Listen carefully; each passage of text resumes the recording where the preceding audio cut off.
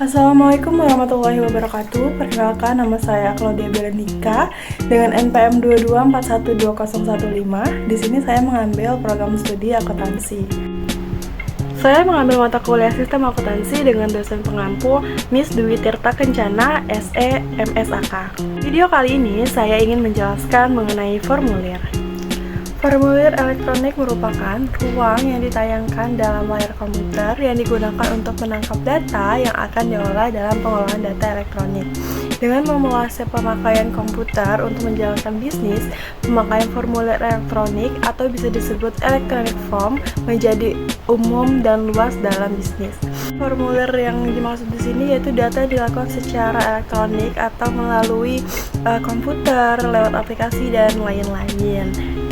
Nah, penggunaan formulir ini sebagai media untuk menangkap data yang akan diolah dalam pengolahan data elektronik yang memiliki berbagai manfaat, yaitu tidak pernah kehabisan formulir. Yang dimaksud di tidak pernah kehabisan formulir ini, misal kita sudah mencetak nih, kalau misalkan formulir manual sudah kita cetak dalam rangkap yang banyak, tapi akan tetap kehabisan jika dipakai terus-menerus gitu. Nah, sedangkan ketika kita melakukan formulir melalui aplikasi ini, maka itu nggak akan pernah kehabisan gitu. Yang kedua yaitu tidak pernah ketinggalan zaman. Udah pasti kan ketidakefisiensi formulir dapat dihindari. Juga ada tidak dimungkinkan penggunaan formulir yang salah, karena kalau misalkan sudah melalui aplikasi, sudah melalui yang lebih canggih, bakalan terdeteksi tuh kesalahan-kesalahan yang terdapat pada formulir tersebut. Ya, kecepatan pengisian formulir udah pasti dong ya, ketika kita menggunakan sistem maka ya sudah ada rumus-rumusnya, nggak perlu menulis lagi, hanya perlu diketik, karena penulisan dan pengetikan itu memiliki jangka waktu yang berbeda. Dan juga selanjutnya ada penangkapan data dilakukan sekali, tidak ada data yang mengambang, dan kemudahan dalam pengelolaan formulir. Dalam perusahaan, formulir bermanfaat untuk menetapkan tanggung jawab timbulnya transaksi bisnis perusahaan, merekam data transaksi bisnis perusahaan, dan mengurangi kemungkinan kesalahan dengan cara menyatakan semua kejadian dalam bentuk tulisan. Juga formulir ini bisa menyampaikan informasi pokok dalam satu orang ke orang lain di dalam organisasi yang sama atau ke organisasi lain. Formulir yang digunakan dalam suatu organisasi dapat digolongkan menurut sumbernya. Berdasarkan sumbernya, formulir dapat dibedakan menjadi 3 golongan. Yang pertama yaitu formulir yang dibuat dan disimpan dalam perusahaan. Yang kedua yaitu formulir yang dibuat dan dikirimkan kepada pihak luar perusahaan. Dan yang terakhir yaitu formulir yang diterima dan dari pihak luar perusahaan. Pada dasarnya, formulir dapat dibagi menjadi 2 tujuan penggunaannya, teman-teman.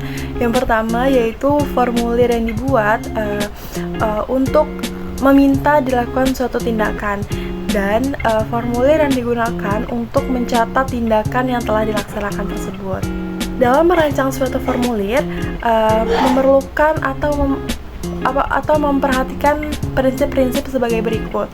Nah, yang pertama itu sedapat mungkin memanfaatkan tembusan atau kopi formulir. Jadi formulir itu perlu dikopi, atau jika formulir itu membutuhkan tembusan-tembusan, misalkan kalau secara manual ada 3 rangkap nota gitu. Jadi untuk pertama rangkap putih tembusan ke sini, rangkap kuning tembusan ke sini, dan rangkap selanjutnya tembusan ke sini. Yang kedua yaitu hindari duplikasi dalam penggunaan data. Yang ketiga yaitu buatlah rancangan formulir sederhana mungkin dan sesingkat mungkin. Yang keempat yaitu masukkan unsur internal check dalam rancangan formulir. Yang kelima yaitu cantumkan nama dan alamat perusahaan pada formulir yang akan digunakan untuk komunikasi dengan pihak luar. Yang keenam yaitu cantumkan nama formulir untuk memudahkan identifikasi. Yang ketujuh yaitu beri nomor untuk identifikasi formulir. Yang kedelapan cantumkan nomor garis pada sisi sebelah kiri dan kanan formulir. Jika formulir lebar, digunakan untuk memperkecil kemungkinan salah pengisian. Yang kesembilan yaitu cetaklah garis pada formulir jika formulir tersebut akan diisi dengan tulisan tangan. Jika pengisian formulir akan dilakukan dengan mesin ketik, garis tidak perlu dicetak karena mesin ketik akan dapat mengatur spasi sendiri, dan juga jika bergaris, pengisian formulir dengan mesin ketik akan memakan waktu yang lama. Yang ke-10 ada cantumkan nomor urut tercetak. Yang ke-11 ada rancangan formulir tertentu sedemikian rupa sehingga pengisian hanya membutuhkan tanda I atau X atau dengan menjawab iya atau tidak untuk menghemat waktu pengisian. Selanjutnya adalah susunan formulir ganda dengan menyisipkan karbon sekali pakai atau dengan menggunakan karbon beberapa kali pakai, dan cetaklah dengan kertas tanpa karbon atau carbonless paper. Selanjutnya ada pembagian zona sedemikian rupa sehingga formulir dapat dibagi menurut blok-blok daerah yang logis yang berisi data yang saling terkait. Dalam situasi seperti ini, apakah perusahaan memerlukan formulir sih sebenarnya? Nah, ada 4 nih keadaan yang mendasari perusahaan perlu menggunakan formulir.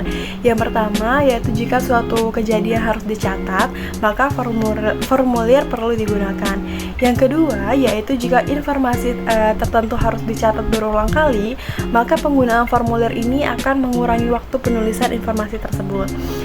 Yang ketiga yaitu jika berbagai informasi yang saling berhubungan perlu disatukan dalam tempat yang sama untuk memudahkan pengecekan yang cepat mengenai kelengkapan informasi, maka formulir harus digunakan. Yang terakhir yaitu jika dibutuhkan untuk menetapkan tanggung jawab terjadinya transaksi, formulir perlu digunakan. Formulir yang digunakan oleh perusahaan perlu ditinjau nih secara periodik untuk menentukan perlu tidaknya diadakan penyempurnaan, penggantian, atau penghentian pemakaian formulir yang sekarang digunakan. Makanya tadi bisa dibilang bahwa formulir ini tidak pernah ketinggalan zaman. Dilakukan nih survei guna mengumpulkan informasi tersebut. Nah, jadi apa sih yang perlu dilakukan? Nah, yang perlu dilakukan itu yang bersangkutan dengan formulir itu, misalkan mengenai isinya, jumlah lembar tembusannya, dan jenis kertas yang digunakan itu butuhnya berapa. Juga formulir itu kegiatan penyediaannya untuk apa, pengisian dan pencatatan informasi dari formulir tersebut itu digunakan untuk apa, gitu. Jauh dari pengolahan data akuntansi, dokumen atau formulir digolongkan menjadi 2 macam. Yang pertama yaitu dokumen sumber atau source dokumen, dan yang kedua yaitu dokumen pendukung atau supporting dokumen. Yang pertama dokumen sumber yaitu dokumen yang dipakai sebagai dasar pencatatan ke dalam jurnal atau buku pembantu. Sedangkan dokumen pendukung adalah dokumen yang melampiri dokumen sumber sebagai bukti sahnya transaksi yang direkam dalam dokumen sumber. Jadi di sini saya punya kasus contoh soal untuk membuat rancangan formulir. Itu jadi di sini kita coba buat form formulir.